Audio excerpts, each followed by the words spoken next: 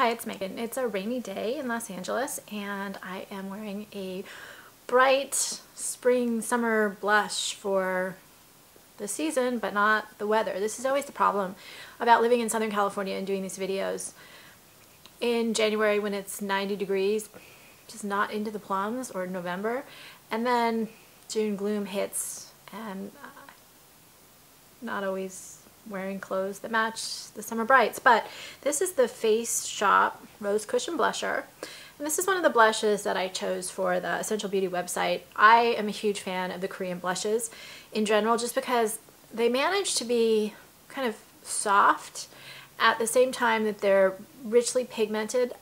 Majority of them tend to be matte, and I like matte blushes, and they also have this amazing creamy texture and apply super beautifully. And I have dry skin, but I still find that they don't flake off. They just apply flawlessly, seamlessly, and they're so feminine and pretty. So this is the Faceshop version of the rose, and it comes in this cute little this cute little cardboard container. I lost my brush.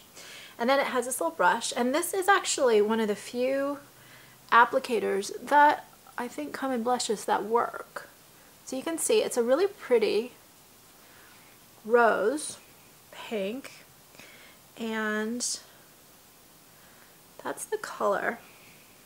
Hold it up again.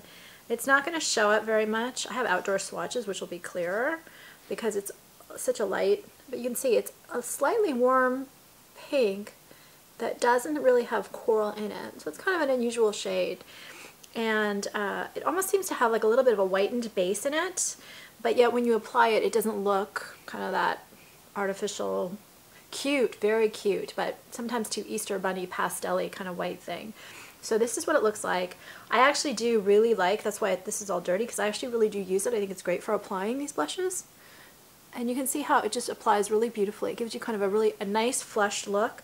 For a while I was playing around with those super pigmented pink blushes that tend to be cool tone that you dot on your the apple of your, right there, the apple, and you're supposed to get this flushed, young look. And they actually, I can pull them off with my skin tone, but at a certain point sometimes they're just too bright. And this does the same kind of thing, but isn't quite so over the top. It is a reasonably light blush, so I think it'll go up to medium dark skin tones just because it is so pigmented.